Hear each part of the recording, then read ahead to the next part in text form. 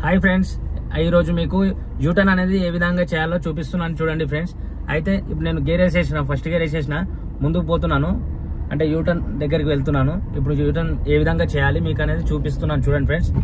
అయితే మీరు యూటర్న్ చేసేటప్పుడు కంపల్సరీ మిర్రర్ అదేది మన రైట్ సైడ్ ఇండికేటర్ కంపల్సరీ వేసుకోవాలి.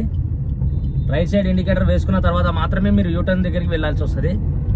అయితే మీరు యూటర్న్ దగ్గరికి పోయేటప్పుడు కంపల్సరీ ఇండికేటర్ మాత్రం కంపల్సరీ వేసుకోండి.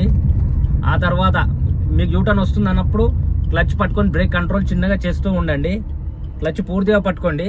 ఆ తర్వాత మిడిల్లోకి వచ్చిన తర్వాత ఇప్పుడు ఏది స్టీరింగ్ మన కట్ చేసుకుంటూ మనం ఇప్పుడు ఫస్ట్ గేర్ వేయాలి. ఫస్ట్ గేర్ వేసేసిన తర్వాత ఎవరన్నా వస్తున్నారా లేదా అని చూసి ఎవరు రాని టైంలో క్లచ్ వదులుతూ ఉండండి. స్టీరింగ్ అనేది ఫుల్ కటింగ్ చేయండి. స్టీరింగ్ ఫుల్ కటింగ్ చేసిన తర్వాత మీరు క్లచ్ అనేది చిన్నగా వదలండి. అయితే ఈ విధంగా రైట్ టర్న్ అయిపోయిన తర్వాత ఇప్పుడు లెఫ్ట్ సైడ్ తీసుకొని వెళ్ళొచ్చు ఫ్రెండ్స్. ఓకేనా ఫ్రెండ్స్?